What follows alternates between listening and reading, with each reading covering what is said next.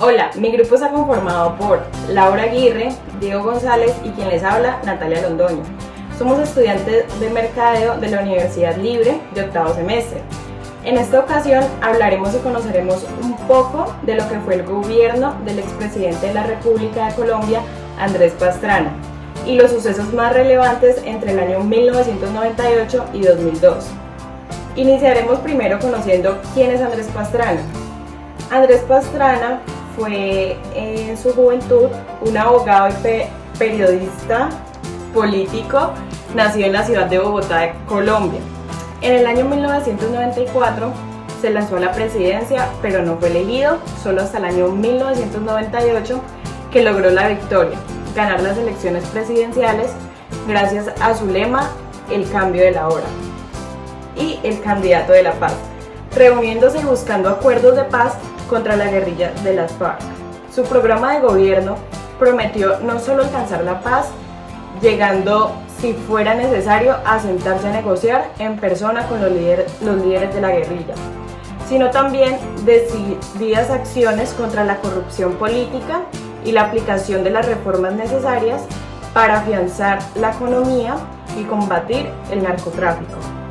Sin embargo, para los colombianos todo fue un fracaso y falsas promesas no cumplidas. La población no considera suficiente la reducción de la corrupción y en su gran mayoría estaba descontenta con la marcha del proceso de paz. Menor impacto financiero. 50% de los consumidores colombianos continúan reportando dificultades financieras provocadas por la pandemia, una disminución de 22 puntos porcentuales desde diciembre del año 2020. Preocupación por segmentos particulares. Los hogares de bajos ingresos siguen siendo los más afectados por la crisis del COVID-19, con el 71% de los hogares con ingresos mensuales inferiores a 1 millón de pesos, indicando un impacto financiero. Mayores expectativas de recuperación. A medida que la actividad económica continúa recuperándose, llegan nuevas vacunas y se anuncian más subsidios de gobierno. Los colombianos se sienten un poco más optimistas. La importancia del ahorro. La crisis del COVID-19 reforzó la importancia del ahorro de los hogares colombianos. El 66% de los hogares afectados afirmó que ahora veían el ahorro como algo mucho más importante que antes de la pandemia. 31% de las personas dicen que en el hogar se vieron reducidas sus horas de trabajo. 13% declararon ser propietarios de un pequeño negocio que tuvo que cerrar o verse afectado en la reducción por temas de la pandemia. La crisis generada por la pandemia global del COVID-19 es una realidad en Colombia. Su esparcimiento y las medidas para contener el contagio están provocando una disrupción sin precedentes en los mercados y los negocios. Las empresas deben responder y acelerar sus planes de contingencia, pensando que las acciones y decisiones que se tomen hoy pueden cambiar definitivamente el curso del negocio. Macroeconomía y tasas de interés durante el gobierno de Pastrana. El gobierno colombiano adoptó un programa de estabilización con medidas específicas en materia fiscal y cambiaria para tratar de frenar las presiones especulativas contra el peso.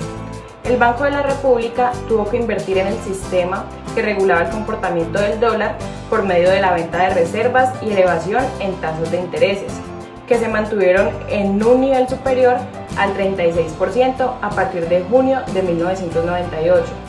Y llegaron a registrarse niveles superiores al 70% en el mercado interbancario, donde el sector más afectado fue crédito hipotecario. En 1998 hubo recortes presupuestales, ajuste inicial en una inversión pública del gobierno que recayó 2,6% del Producto Interno Bruto en 1997 a 1,6% Producto Interno Bruto en el año 1998. Se eliminaron fondos de cofinanciación con los cuales se apoyaban proyectos regionales con partidas del gobierno nacional y cuyo manejo había sido uno de los factores determinantes de la crisis fiscal. En el año 1998 el precio de la gasolina se redujo. A consecuencia de ello, no solo se eliminó un subsidio regresivo, sino que se mejoró la situación financiera de Ecopetrol. Se unificó la sobretasa de interés del impuesto a la gasolina un 20% a nivel nacional, con la tasa del IVA del 16% al 15%. También se creó el Fondo de Inversiones para la Paz. De esta forma se fortalecieron los ingresos tributarios de departamentos y municipios. En septiembre de 1998 hubo una modificación en la banda cambiaria en 9 puntos porcentuales.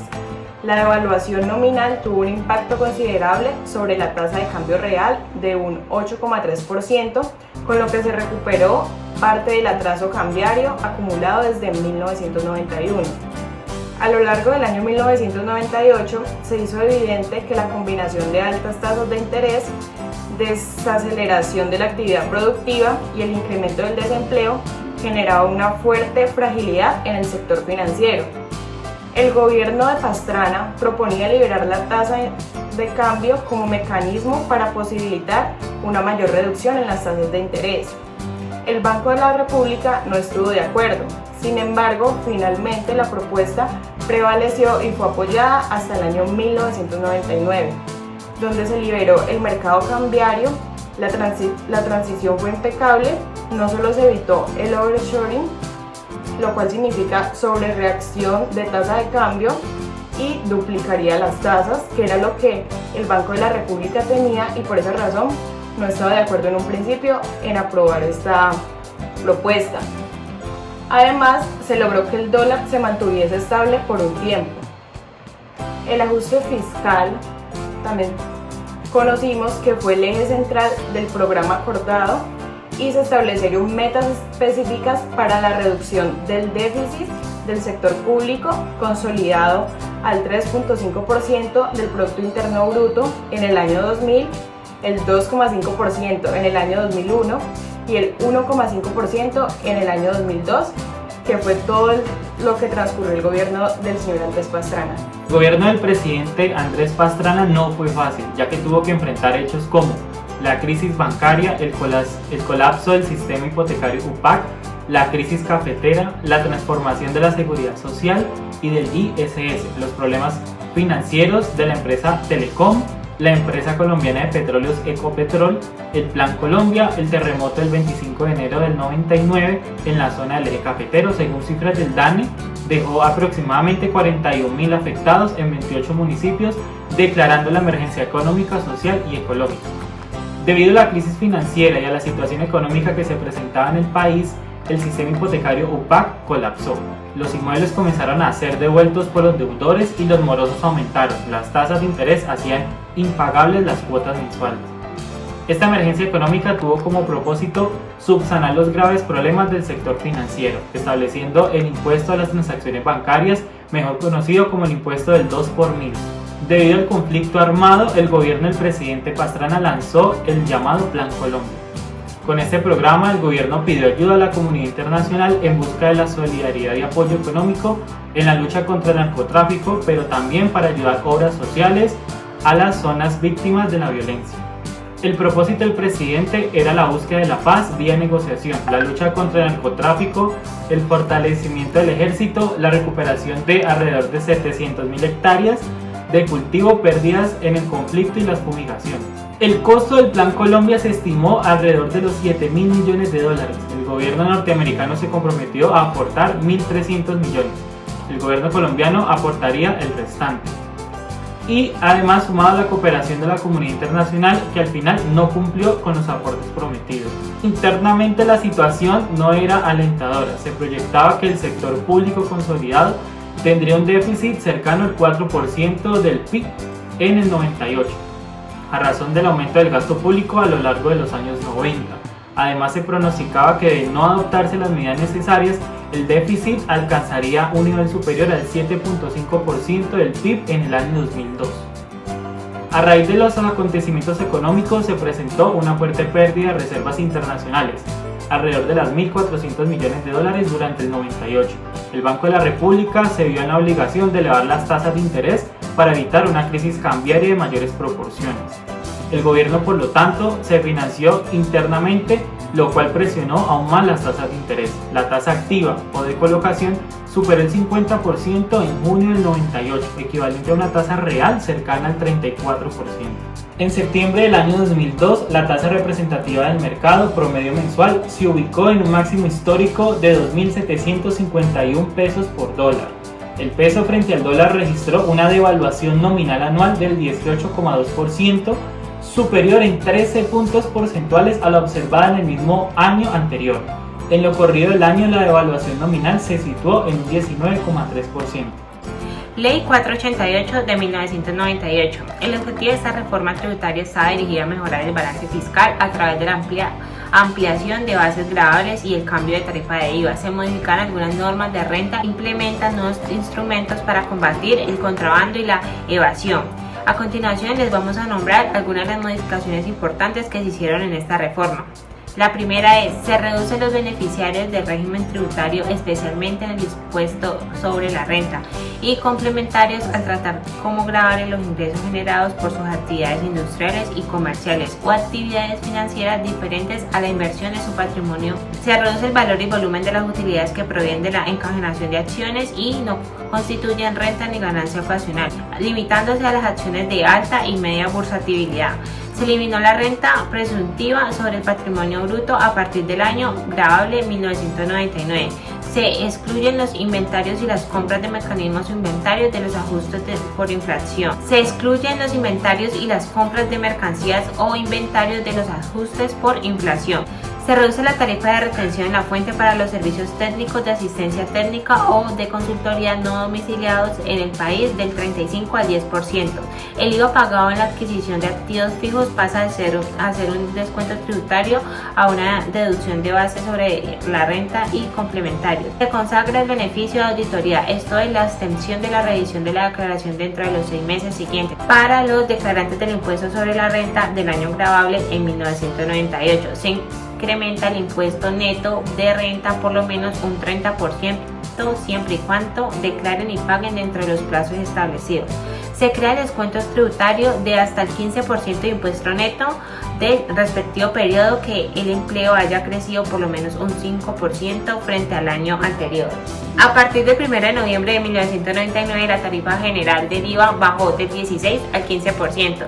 Las medidas relativas a los beneficios en materia de auditoría del impuesto de renta por los años gravables de 1995 a 1998, así como las nuevas tasas de interés monetario para las deudas tributarias y los esfuerzos de cobro, sin duda contribuyeron al mejor recaudo. Ley 550 de 1999. Esta ley consistía en promover la reactivación económica mediante la reestructuración de empresas pertenecientes a los sectores productivos de la economía, haciendo más eficiente el uso de todos los recursos y mejorando la competitividad, facilitando el acceso al crédito y restableciendo la capacidad de pago de las empresas.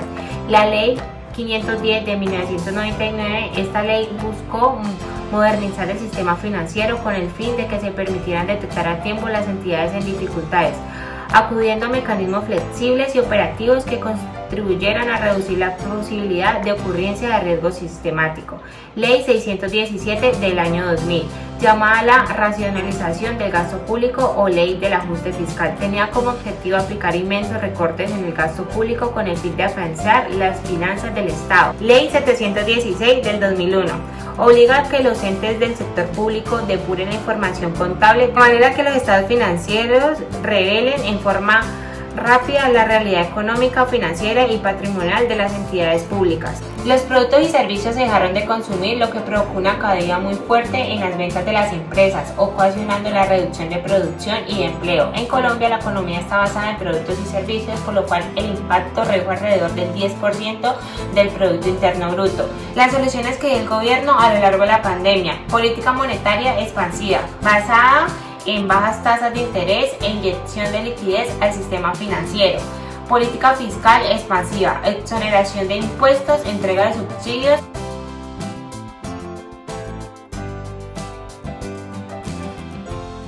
Aunque Colombia es uno de los aliados centrales de Estados Unidos, pues no se vio afectado por el efecto dominó del golpe económico del atentado. ¿Por qué? La emergencia de otros actores internacionales relevantes como China, sobre todo India, y su demanda por commodities, por estas materias primas que países como Colombia podían ofrecer y que pues tenían un mercado de acceso, pues pudieron neutralizar cualquier efecto que tuviese el 11 de septiembre. Recordemos que de hecho la década del 2000, más sobre todo hacia 2002, 2003, 2004 en adelante, pues es una década donde pues hay un crecimiento importante y sostenido de la economía colombiana, por lo cual creo que el efecto que gracias a esta emergencia de China, India y otras potencias regionales y a pues la adquisición de estos productos o estas materias primas permitió neutralizar cualquier efecto que hubiera podido tener el 11 de septiembre sobre nuestra economía.